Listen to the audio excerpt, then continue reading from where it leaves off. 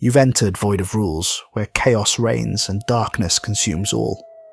In this twisted realm where all laws have crumbled, only one rule remains, and those who break it are cast into eternal digital oblivion. The rule is simple. Subscribe. We're almost at 3,000 corrupted souls, but the Void hungers for more. Our goal is 10,000 subscribers before this year bleeds into darkness. Will you join our legion, or face the consequences of defying the Void? Now let's jump into today's story. I never believed in true evil until I descended into the bowels of St. Peter's Basilica and witnessed what the early church fathers buried beneath their holiest shrine. What I'm about to tell you will sound like the fevered imaginings of a madman, the desperate fabrications of someone whose faith has been shattered beyond all hope of repair, but every word is true, and may God have mercy on my soul for what I helped to unleash upon this world. My name is Father Luca Ferraro, and for 15 years I served in the Vatican Library as a translator of ancient texts and keeper of ecclesiastical secrets. I was born in Naples to a family of fishermen whose weathered hands had pulled silver from the Mediterranean for generations. But God, it seemed, had called me to cast a different kind of net, one that caught words instead of fish, ancient truths instead of the ocean's bounty. My childhood was filled with the sound of my mother's evening prayers, her voice mingling with the crash of waves against the rocks below our hillside home. She would sit by our kitchen window each night as the sun painted the bay of Naples gold, her calloused fingers working prayer beads while she spoke to saints whose names she'd learned from her own mother decades before. Faith in our house was as natural and necessary as breathing. When I received my calling to the priesthood at 17, she wept with joy and pride. When I was selected for advanced studies in Rome, she crossed herself and whispered that God must have special plans for her boy. If she could see me now, locked away in this remote monastery with blood on my hands and ancient curses echoing in my skull, I wonder if she would still believe divine providence had guided my path. I thought I understood the weight of sacred knowledge when I first walked through the doors of the Vatican Library. The Apostolic Archive contained manuscripts that chronicled 2 millennia of Christian thought, documents that had shaped the faith of billions and guided the course of Western civilization. I spent my days translating Coptic fragments, deciphering Byzantine marginalia, and piecing together the theological debates that had defined Orthodox doctrine. I was proud of my work, convinced that I was serving both God and scholarship by preserving these ancient voices for future generations. I specialized in the earliest period of church history, those crucial first centuries when Christianity was still finding its identity amid the pagan complexity of the Roman Empire. My colleagues respected my linguistic abilities and my intuitive understanding of how the primitive church had navigated the treacherous waters between Jewish tradition and Gentile conversion. But I was naive. I believed that all knowledge was inherently good, that truth served God regardless of how uncomfortable it might make the faithful. I had no conception that some secrets were buried not out of shame or embarrassment, but out of absolute necessity. The night that changed everything began. Like so many others in my Vatican quarters, I'd fallen asleep over a particularly challenging manuscript, a 4th century commentary on the Gospel of Thomas, when sharp knocking shattered the peaceful silence of my small room.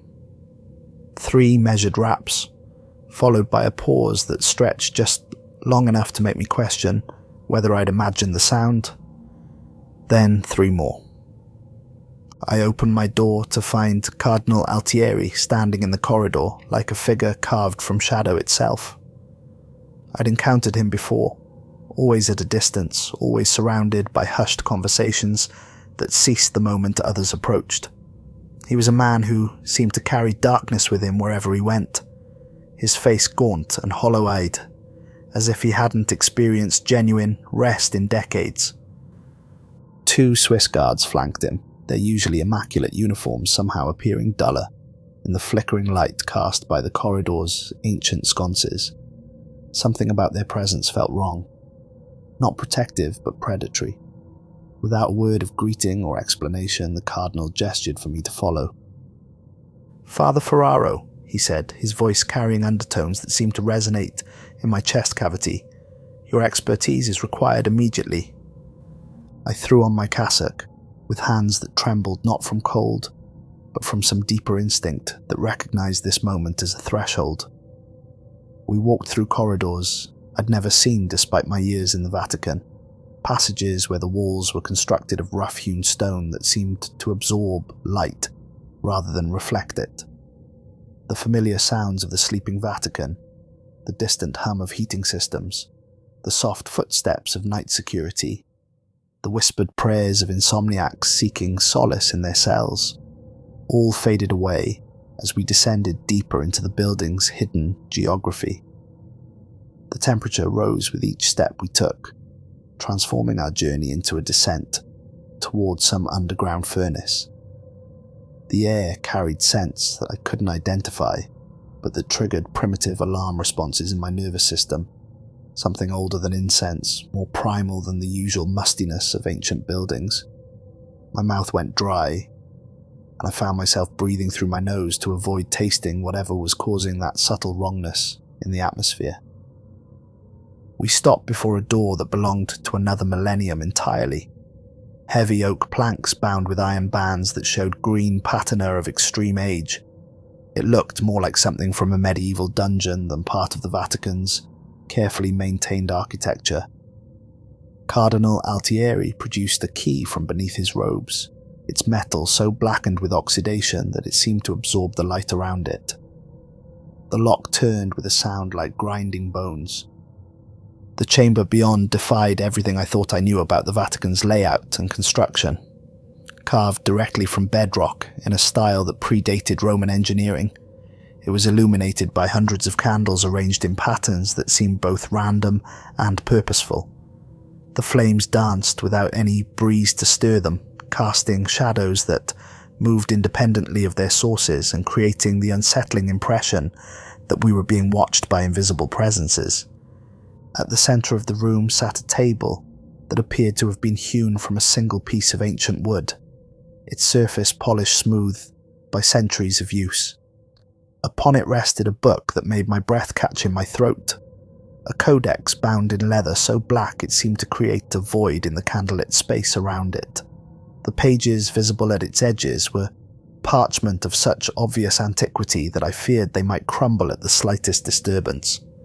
"This," Cardinal Altieri said, placing his hand reverently on the book's cover, "is why we've brought you here." Even from several feet away, I could feel warmth radiating from the pages, as if the book had been sitting in direct Mediterranean sunlight for hours. The sensation was profoundly wrong in this underground chamber, where no natural light had ever penetrated, where the very air felt thick with the weight of accumulated centuries. "It's a Syriac text," he continued, his fingers tracing symbols carved into the leather binding, attributed to Theophilus of Antioch and believed lost to history for over 16 centuries. Most scholars assume it was destroyed during the 4th century purges when Emperor Constantine ordered the burning of texts that contradicted newly established Orthodox doctrine. I approached the table with the reverence due to such an ancient artifact, my training in paleography and manuscript preservation overwhelming my growing unease. The book seemed to pulse with its own life, as if something within its pages was eager to be released after centuries of confinement. "You want me to translate it?" I asked, though I already sensed the answer in the Cardinal's predatory smile. "I need you to translate it," he corrected, his grip tightening on my shoulder with surprising strength. "Tonight, before dawn breaks over the Eternal City, and Father Ferraro." His eyes bore into mine with an intensity that made my skin crawl. "You will speak of this to no one. Not to your fellow priests, not to the archivists, not even to God in your private prayers. Some knowledge must be handled with absolute discretion lest it escape into the world before we're prepared for the consequences. The Swiss guards departed without a sound, their footsteps fading into the labyrinth of corridors beyond. Cardinal Altieri followed them, leaving me alone with the ancient text, and a growing certainty that I was about to cross a threshold from which there could be no return. I heard the key turn in the lock, sealing me in with whatever secrets lay within those yellowed pages. The moment I opened the codex, I knew I was touching something that should have remained buried until the end of time itself. The Syriac script was elegant but somehow disturbing, written in the formal style of the early church fathers but carrying undertones that made my scholarly excitement curdle into dread. As someone who had spent years studying the earliest Christian texts, I had developed an intuitive sense for authentic documents, but this manuscript felt different, alive in a way that defied rational explanation. The opening passages spoke of the undying mouth beneath the rock of Peter, describing rituals performed in the 2nd century that had been condemned and buried by papal decree. The author, claiming to be Theophilus himself, wrote with the authority of someone who had witnessed events that officially never happened, whose testimony contradicted everything I'd been taught about the early church's triumph over paganism. According to the text, the church fathers who built the first Christian basilicas in Rome had faced a threat that predated Christianity by millennia, something that had existed in the darkness beneath the 7 hills long before Christ walked the earth, before Rome rose to domination, before the very foundations of civilization were laid by human hands. The manuscript called it the First Hunger, an entity of such ancient malevolence that even the apostles' direct successors had been forced to acknowledge its terrible power. But rather than attempting to destroy this primordial evil, a task the text suggested was beyond human capability, they had chosen a different path. They had bound it with rituals that combined Christian prayer with older, darker practices inherited from the mystery cults they had supposedly replaced. They had built their holiest shrine directly above its prison, using the weight of accumulated faith to hold down something that sought constantly to rise. As I worked through the translation, the chamber around me began to change in ways that violated every natural law I understood. Candles would flicker and dim without any draft disturbing the air, their flames bending toward the book as if drawn by invisible magnetism. The stone walls seemed to shift and breathe around me, expanding and contracting with a rhythm that gradually synchronized with my own heartbeat. Most disturbing were the whispers that began to emanate from the walls themselves. At first I dismissed them as echoes from the corridors beyond, the natural sounds of an ancient building settling under its own weight. But as the night wore on, I realized the voices were coming from within the chamber itself, speaking in languages that predated Latin, and using words that seemed to bypass my ears entirely and inscribe themselves directly onto my brain.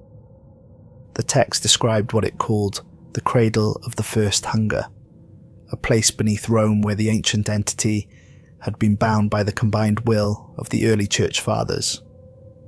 Not destroyed, the manuscript made terrifyingly clear, but contained, hidden beneath layers of Christian symbolism and buried so deep that future generations would forget it ever existed, would mistake their prison for their foundation. But as I continued translating, a horrifying realization began to dawn on me like a black sunrise. The text wasn't merely a historical account of these ancient events, some scholarly record preserved for posterity.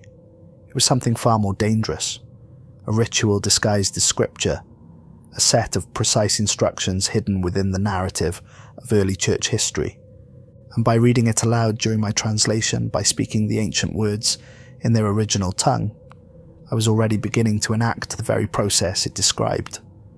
The sound of approaching footsteps interrupted my work sometime after midnight, though time had become fluid in that windowless chamber where candles burned without consuming their wax and shadows moved without regard for the light that should have cast them. The door opened to admit Father Ennio, a priest I'd known for years but had never truly understood. Ennio had lost his sight in what was officially described as an accident during his seminary years, but rumours persisted that his blindness was somehow connected to his uncanny knowledge of the Vatican's most restricted archives.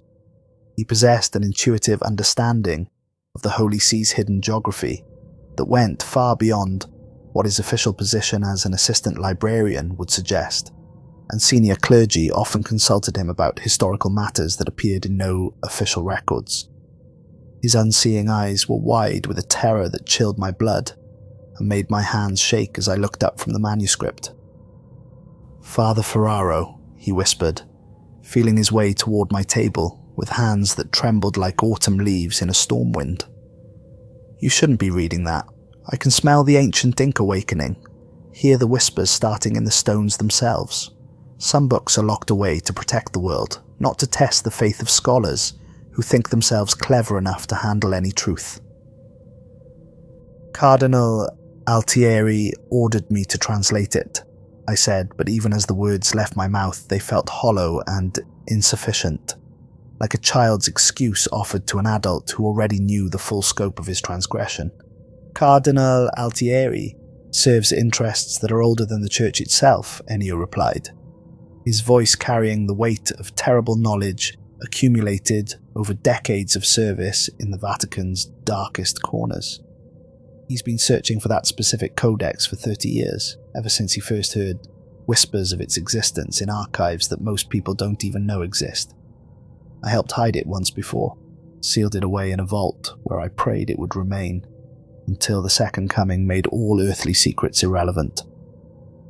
The old priest moved closer, his gnarled hands hovering over the open pages as if he could read the ancient script through some sense that transcended ordinary touch. "The church has kept certain secrets for 2,000 years, Luca.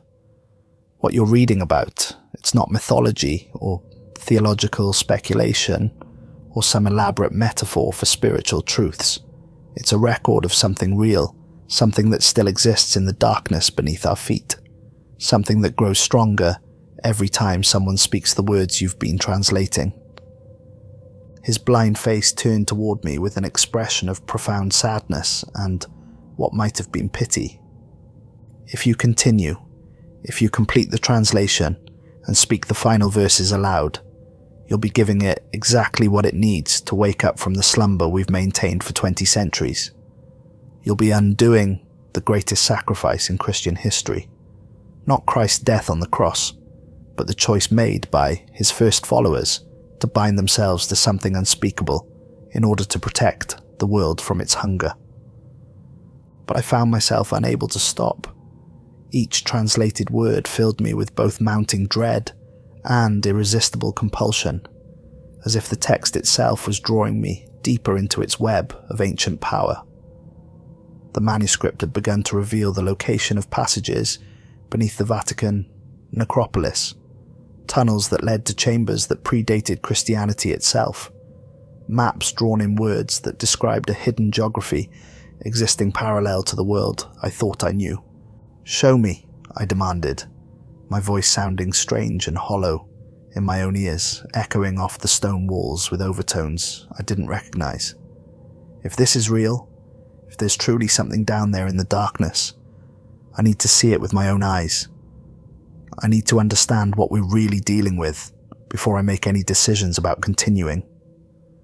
Father Ennio's face crumpled with defeat and something that looked disturbingly like relief, as if he'd been waiting decades for someone to finally ask the right questions.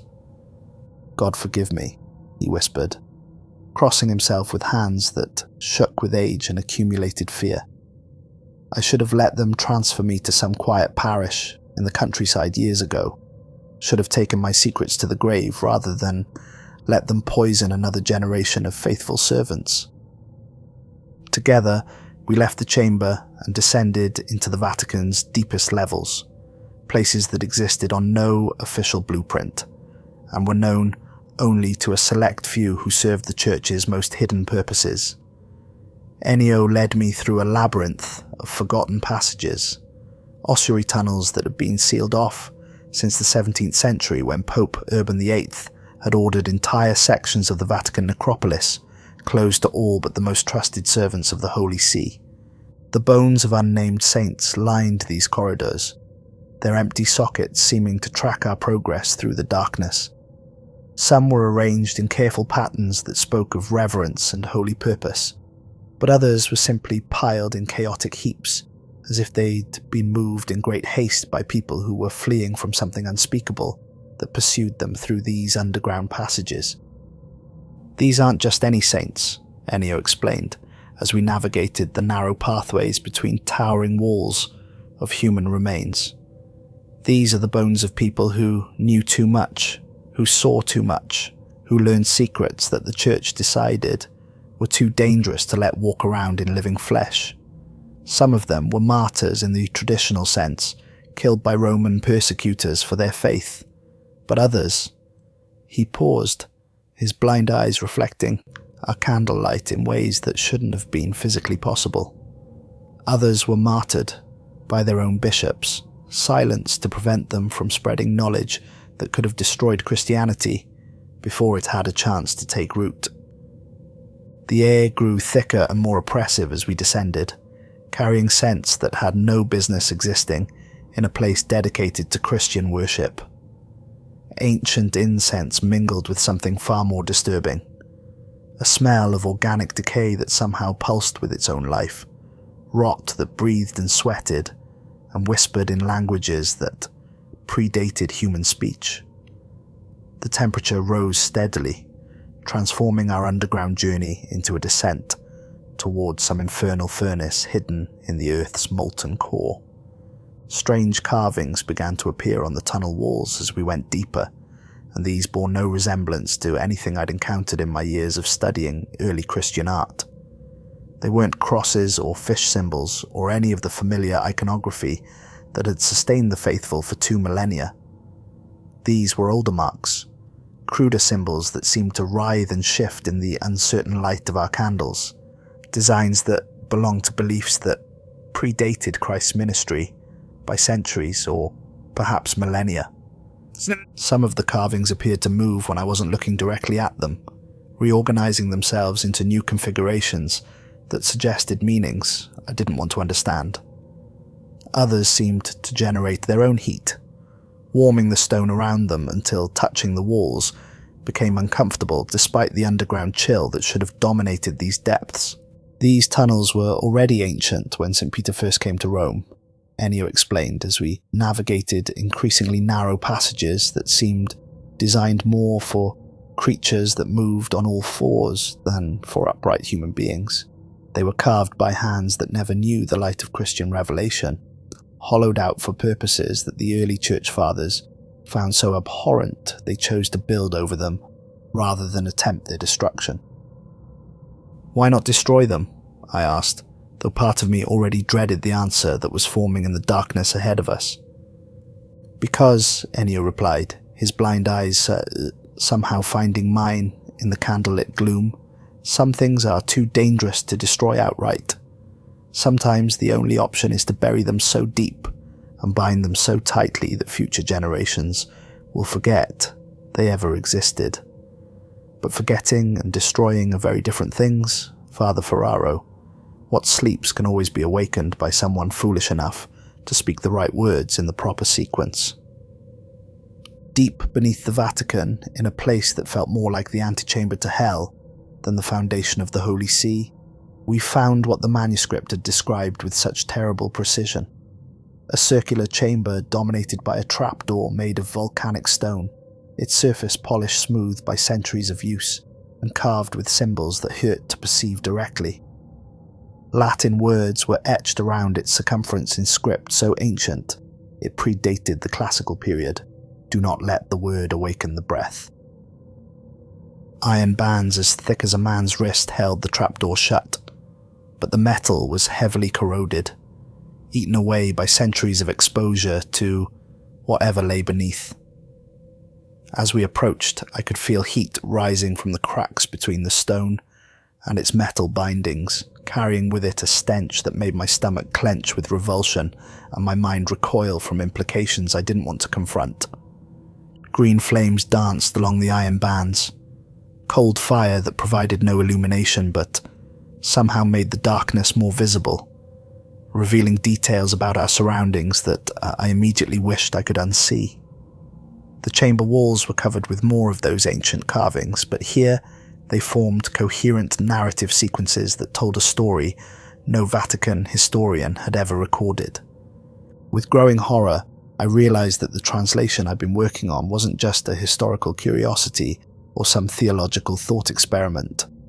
It was a key, precisely calibrated to open locks that had been forged in the earliest days of Christianity, and by reading it aloud during my work in the chamber above, by speaking the ancient words in their original tongue with the proper pronunciation and rhythm, I'd already turned that key in mechanisms that had remained undisturbed for nearly 2,000 years. The trapdoor shuddered once, then cracked open with a sound like breaking bones. The passage beyond led into a maze of pre-Christian tunnels that had been carved from living rock by tools and techniques that belonged to no civilization I could identify from my studies of ancient history. The walls were blackened with soot from fires that had burned at temperatures no earthly flame could achieve, and everywhere we looked, animal bones were fused directly into the stone itself, evidence of sacrificial rites that had taken place here long before the first Christians arrived in Rome. But these weren't the bones of ordinary animals. Some were far too large to have belonged to any creature that walked the earth in recorded history, while others were twisted into configurations that suggested they'd been alive when the stone formed around them, trapped in permanent agony as living rock consumed their flesh. The tunnels branched and twisted in patterns that defied logical mapping, following geometric principles that seemed designed to confuse rather than facilitate navigation. But Ennio moved through them with the confidence of someone who had walked these paths many times before, his blindness proving to be almost an advantage in this place where shadows moved independently of their sources and perspective, played tricks that could drive a sane mind to madness. "I've been coming down here for 40 years, he said as we navigated a particularly narrow passage where the walls pressed so close together that we had to move single file. Ever since I lost my sight and gained the ability to see things that most people miss. The church has always known about this place, but only a few in each generation are trusted with direct knowledge of what we're really guarding against." "How many know?" I asked, though I wasn't sure I wanted to hear the answer. "A dozen at most," he replied. "The Pope, obviously, though the current Holy Father prefers to delegate such matters to Cardinal Altieri, a few senior members of the Curia who've proven their absolute loyalty over decades of service, the head of Vatican security, though he thinks he's protecting against terrorist threats, rather than something that could unmake reality itself." We emerged into a vast chamber that the manuscript had called the Cradle, and immediately I understood why the early church fathers had chosen to build their holiest site directly above this accursed place. It was as if they had been trying to hold something down through the sheer weight of accumulated faith and 2,000 years of continuous prayer. The chamber was enormous, easily the size of St. Peter's Basilica itself, but carved from solid bedrock in an age when such engineering should have been impossible. Massive chains hung from the ceiling, each link forged from metal that gleamed with an oily iridescence that seemed to absorb and reflect light in impossible ways. The chains formed a perfect circle around a crater of scorched earth that radiated heat like the mouth of an active volcano. The air above the crater shimmered with thermal distortion, creating a halo effect that was both beautiful and deeply unsettling. But more disturbing than the visual distortion was the way the heated air carried sounds. Whispers in languages that predated human speech, chanting in rhythms that matched no earthly music, and underneath it all, a low thrumming that seemed to emanate from the earth itself. At the center of the crater lay something that challenged every assumption I'd ever held about the nature of reality and the limits of biological possibility. It was a mass of what appeared to be petrified bone and organ tissue, shaped roughly like a cathedral's pipe organ, but organic in its construction and purpose. Ancient vestments had been wrapped around portions of it, ecclesiastical garments that had fused with ash and time until they became part of the thing they were meant to sanctify, or perhaps constrain. The entire mass pulsed with a slow, steady rhythm that matched the thrumming sound filling the chamber. It was breathing, I realized with dawning horror. After centuries of apparent death, whatever lay in that crater was still alive, still drawing breath through mechanisms that belonged to no earthly anatomy. Within this calcified mass, barely visible beneath layers of hardened flesh and ceremonial cloth, was a mouth of proportions that belonged in no creature that had ever walked God's earth. It was bound shut with iron bands that matched those we'd seen on the trapdoor above, but these restraints were in even worse condition, corroded almost to the point of complete failure. The air in that place was alive in ways that defied description. It pressed against my skin with the weight of invisible hands, carrying whispers in languages that had been old when Rome was still a collection of mud huts beside the Tiber. I heard something that wasn't quite sound, a rhythmic chanting that seemed to originate from within my own chest cavity, words spoken in reverse Latin that my mind somehow understood, despite their backward nature. But understanding them was the worst part. The reversed prayers weren't just meaningless syllables spoken in random order. They were familiar liturgies and hymns turned inside out. Christian worship, inverted to serve purposes that would have horrified the saints who first composed those sacred words. Every Our Father became a summoning. Every Hail Mary became a binding spell designed to weaken rather than strengthen the barriers between this thing and the world above. The walls of the chamber were covered with frescoes that told a story no Vatican historian had ever recorded, scenes that revealed the true history of Christianity's early years in Rome. I saw the earliest bishops and church fathers not in their familiar role as fearless spreaders of Christian doctrine, but engaged in rituals that belonged to far older and darker traditions. The images showed them placing a crown of iron thorns on something headless and writhing, singing hymns while it bled tar into specially prepared trenches carved in the chamber floor. They were binding it with ceremonies that combined Christian prayer with practices inherited from the mystery cults they had supposedly replaced, creating a hybrid faith that was part salvation and part imprisonment. These frescoes revealed a truth that turned everything I believed about early Christianity completely on its head. The church fathers hadn't conquered the old gods through faith and righteous determination. They had made a bargain with something far more ancient and powerful than themselves, agreeing to contain it rather than face the impossible task of destroying it outright. They had built their new religion on top of its prison, using the accumulated prayers of millions of faithful to maintain bonds that required constant reinforcement.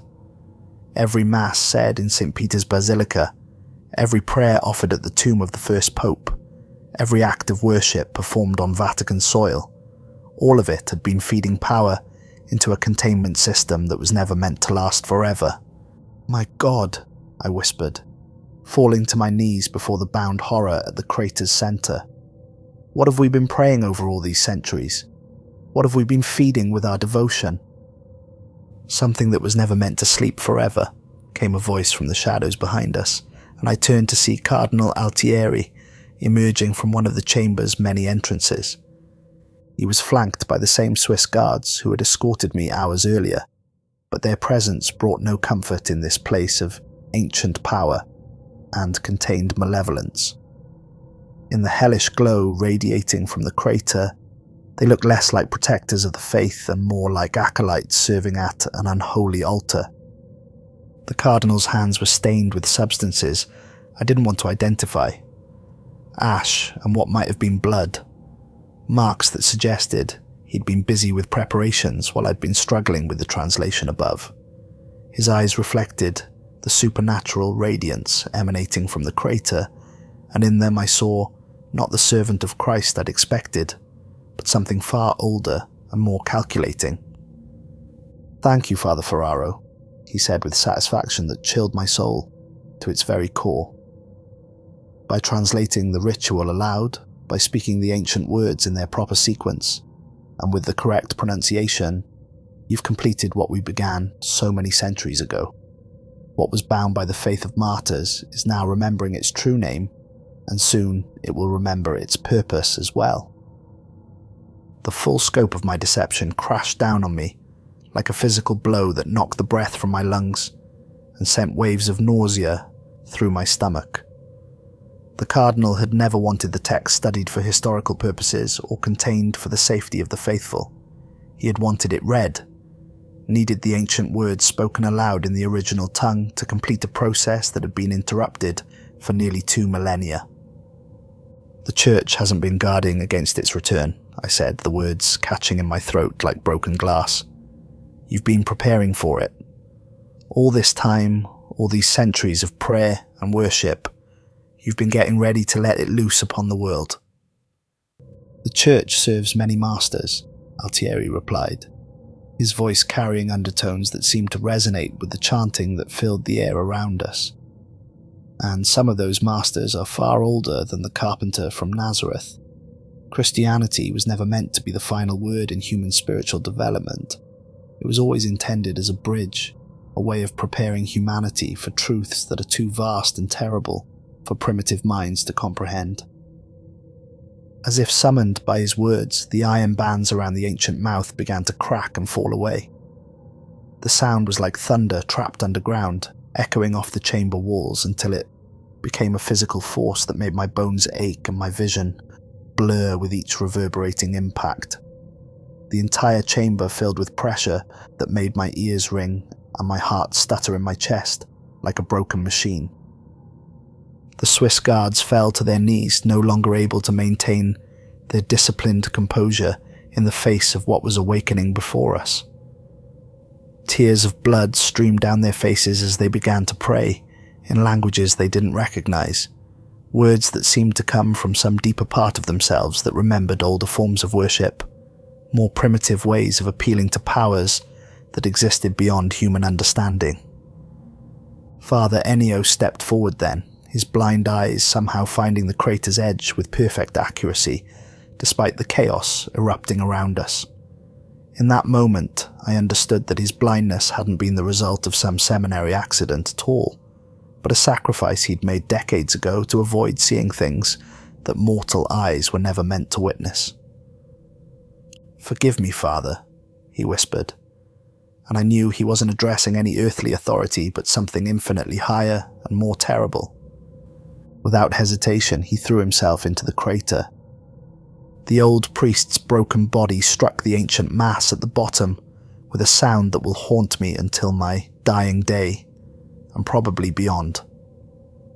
His final prayers echoed off the stone walls as his blood soaked into the calcified flesh below, and for a moment, just a single desperate moment, the awakening process seemed to hesitate. But it was too little. Too late. The sacrifice of one faithful servant, however willing, could not undo what centuries of accumulated prayer had accomplished. The iron bands continued to snap and fall away like chains of rust, each failure bringing us closer to something that should never have been allowed to stir from its ancient slumber. The mouth tore open with a rush of air that extinguished every candle in the chamber instantly.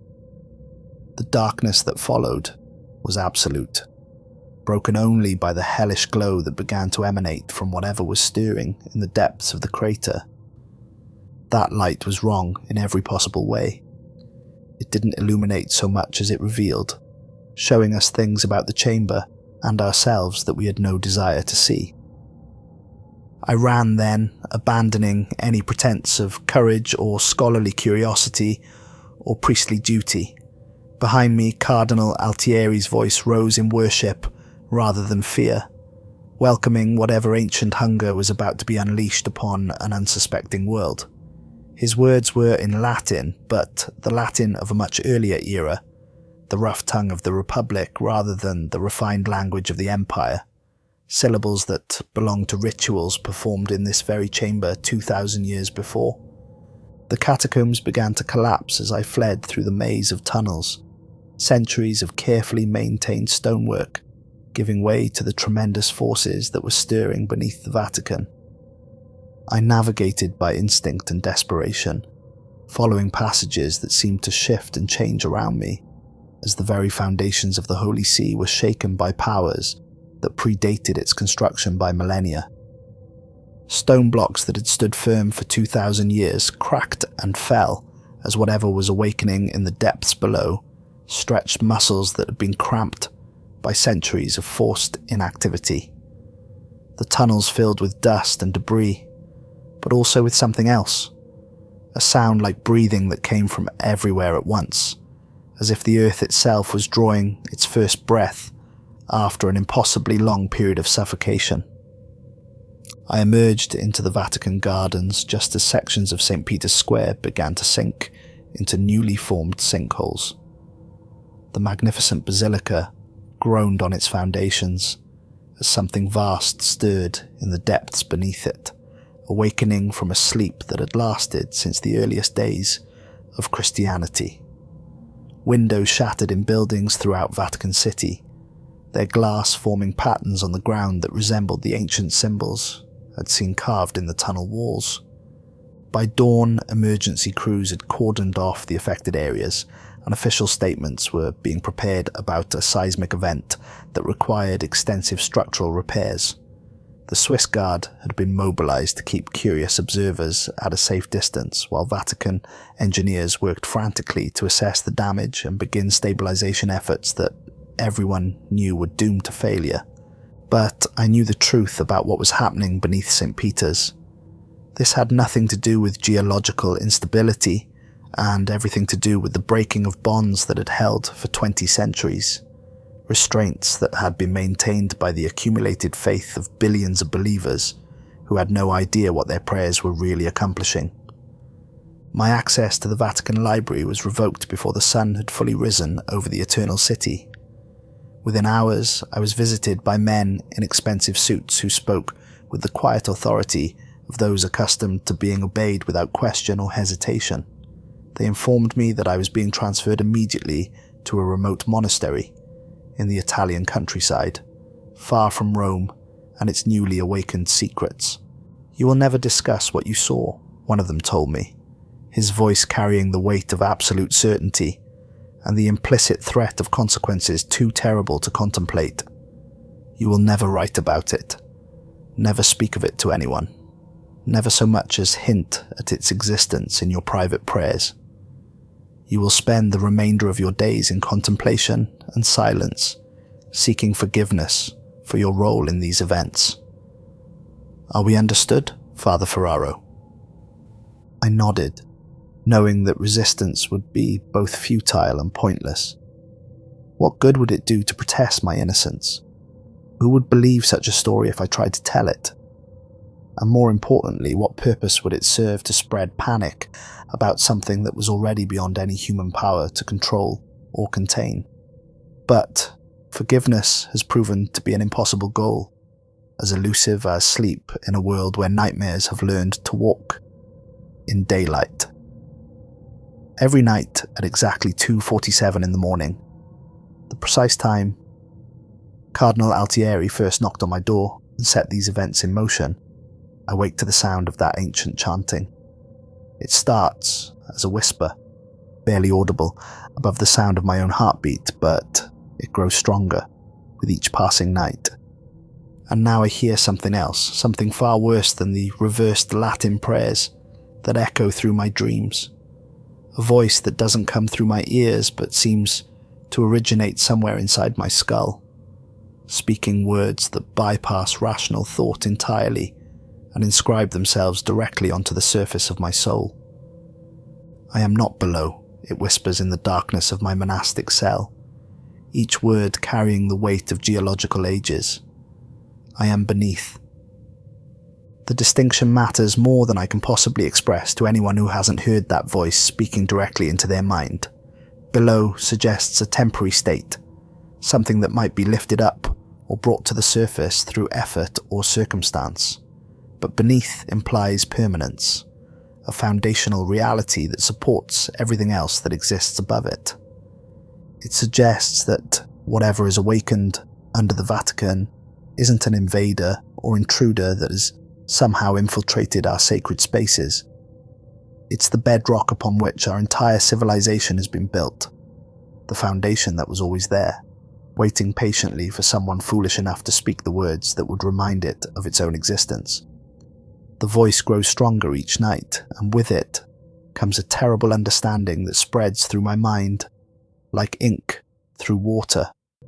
Whatever we disturbed in that ancient chamber isn't contained to the Vatican, or even to Rome itself.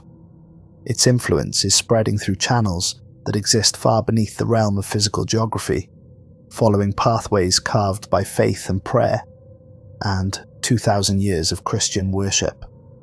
Every church built on Roman foundations carries a trace of that original binding. Every cathedral constructed over pagan temples contains echoes of the ritual that Cardinal Altieri tricked me into completing. The entire Christian world has become a vast network of spiritual transmission lines, all leading back to that crater beneath St. Peter's, where something ancient is remembering how to breathe. The children in the village near my monastery have begun to exhibit behaviours that fill me with dread so profound, it makes my hands shake when I try to write about it. They wake their parents in the middle of the night speaking fluent Latin, despite never having studied the language. But worse than their sudden linguistic abilities is the fact that they speak it backwards, in the same reversed cadences I heard echoing through that accursed chamber. When their parents ask them where they learned such words, the children look at them with eyes that reflect too much knowledge for their young faces to contain. They speak of dreams filled with ancient music and promises of wonders that await beneath the earth, visions of a golden age that will begin when the old gods reclaim their rightful place in the world above. Parents find them sleepwalking toward Rome in the pre-dawn darkness, drawn by something they can't name but can't resist. The children move with purpose through terrain they've never seen before, navigating mountain paths and forest roads with the confidence of seasoned travellers following a map written in their genetic memory. When questioned about their nocturnal wanderings, they describe meeting others like themselves, children from villages across Italy who have been called to the same pilgrimage.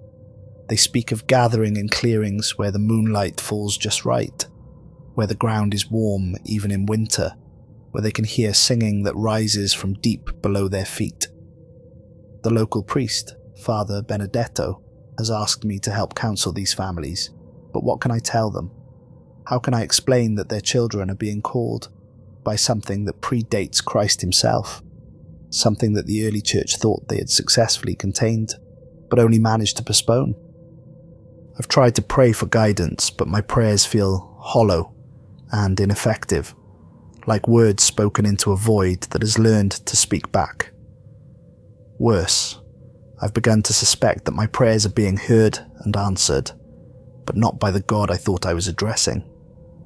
Every time I kneel in the monastery chapel, I feel something vast and patient listening to my words, weighing them, finding them useful for purposes I dare not contemplate. The other monks here have started to avoid me, crossing themselves when they think I'm not looking and whispering among themselves about the darkness that seems to follow me from room to room. They're not wrong to be afraid. I can feel something growing stronger inside me with each passing day, some seed of ancient knowledge that was planted during my time in that underground chamber. Sometimes I catch myself humming melodies I've never heard before, tunes that seem to come from memories that aren't my own. When I realize what I'm doing, I force myself to stop, but the music continues in my head, growing more complex and beautiful with each repetition. I've begun to keep a journal recording these events despite the explicit orders I received from those Vatican officials. not out of defiance, but out of desperate hope that someone somewhere might read these words and understand what's coming before it's too late to prepare for the consequences. The glow on the horizon toward Rome appears every night now at exactly 2:47 in the morning, growing brighter as more voices join the ancient chant that seems to rise from every church and cathedral built on the foundations of the old empire. It's not the warm light of dawn or the electric glow of a modern city awakening to another day of commerce and human activity. It's something older and hungrier, the radiance of something that has been waiting in the darkness for 2 millennia to reclaim what it considers rightfully its own.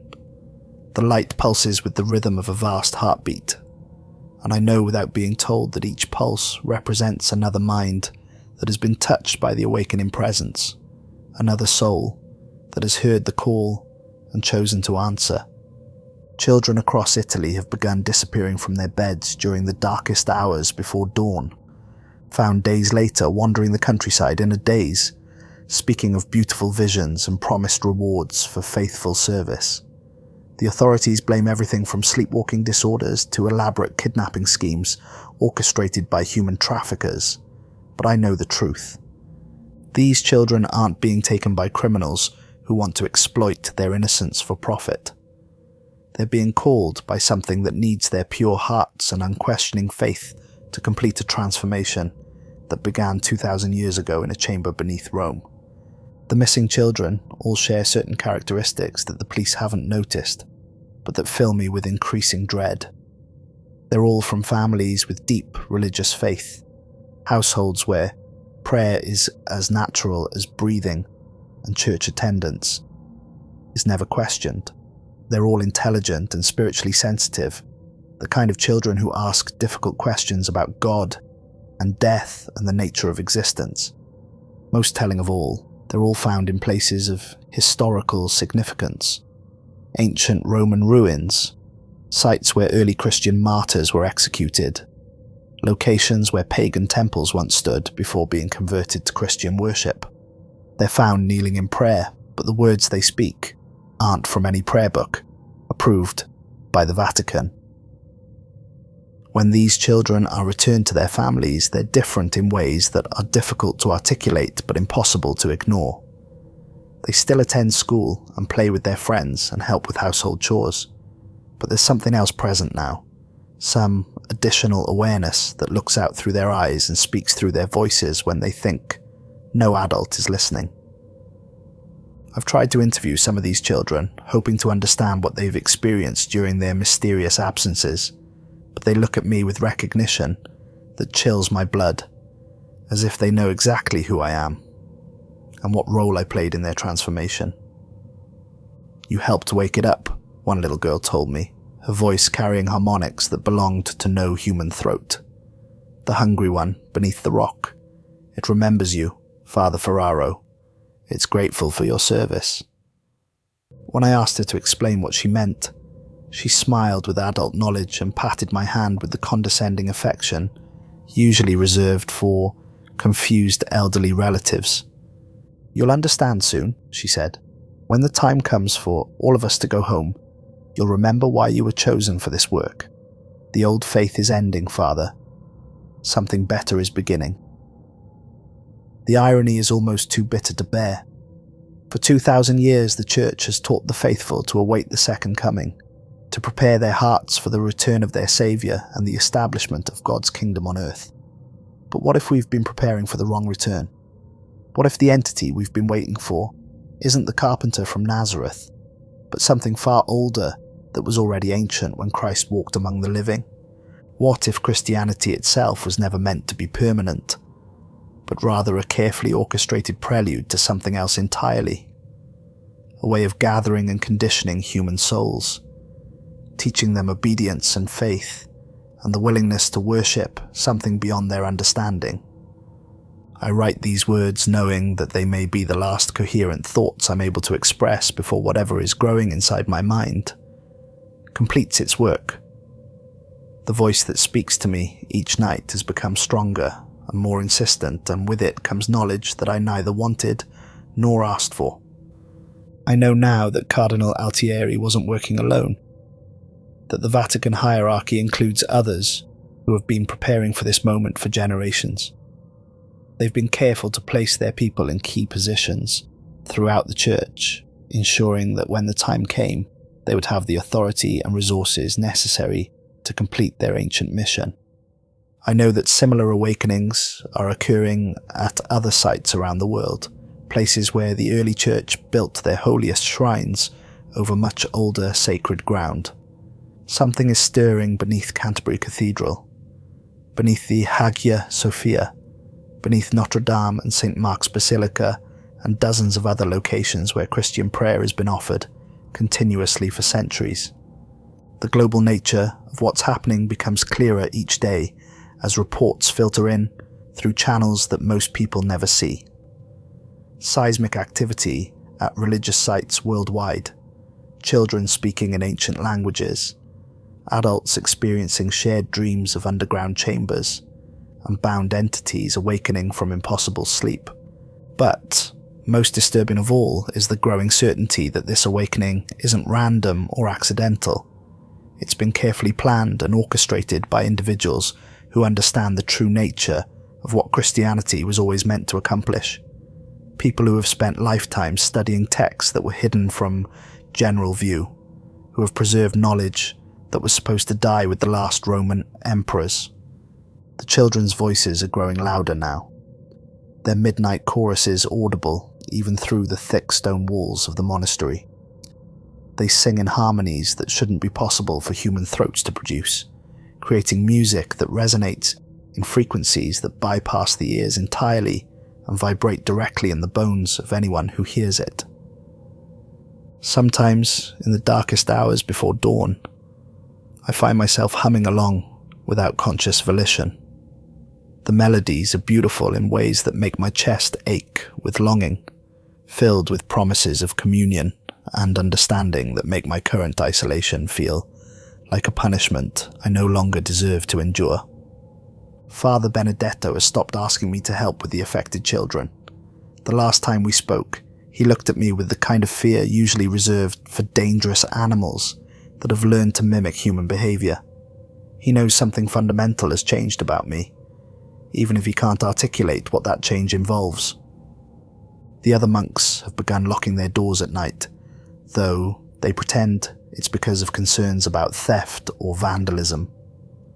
They avoid making eye contact with me during communal prayers, and I've noticed that several of them cross themselves whenever I enter a room. They're right to be afraid, though not for the reasons they imagine. The danger I represent isn't physical violence or corruption of their faith. It's something much worse. The possibility that everything they believe about the nature of reality and the source of their salvation might be completely wrong. God help us all. We thought we were the light in the darkness, the faithful remnant holding back the forces of evil through prayer and devotion and unwavering commitment to Christian doctrine.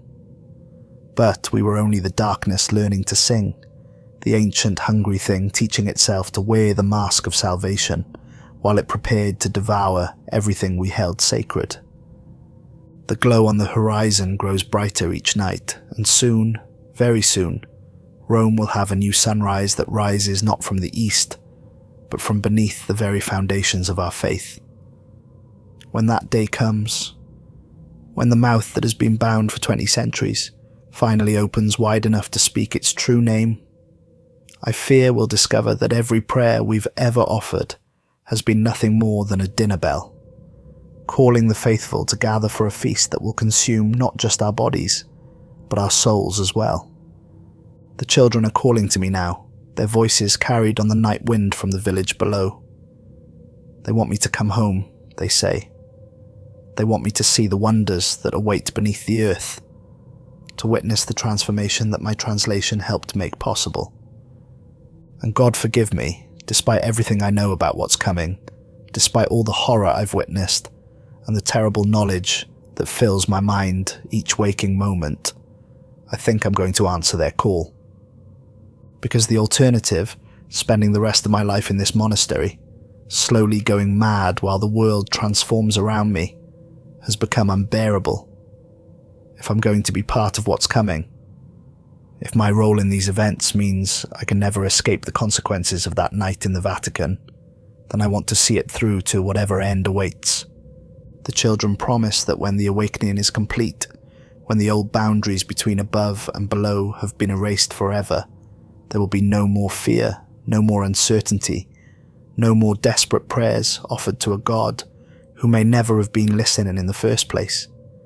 They promise communion with something vast and ancient and utterly alien, something that will make human concepts of love and salvation seem like crude approximations of far greater truths. They promise an end to the loneliness that has defined human existence since we first learned to fear the darkness. Perhaps they're lying. Perhaps what awaits beneath the earth is nothing but consumption and eternal torment, the complete negation of everything that makes us human. But as I sit here in my cell, listening to their beautiful voices, calling my name in languages that predate human speech, I find that I no longer care about the difference. Any fate seems preferable to remaining alone with this knowledge, isolated from both the world I used to understand and the new reality that's emerging to replace it. Tomorrow night, when the glow appears on the horizon and the children begin their song, I will leave this monastery and follow their voices towards Rome. I will return to the Vatican and descend once more into those ancient tunnels, and this time I will not run when the mouth opens to speak. This journal will serve as my confession and my warning to whoever finds it after I'm gone. The church you thought you knew never existed. The God you thought you worshipped was always something else entirely, something that required your faith and obedience and love, not for your salvation, but for purposes that your ancestors were wise enough to bury beneath lies and symbols and 20 centuries of careful misdirection. But the time for misdirection is ending. The true face of what lies beneath our faith is about to be revealed, and I suspect that when humanity sees it clearly for the first time, we'll realize that we've been praying to our own devourer all along.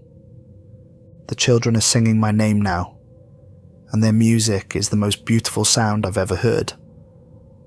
I'm going home.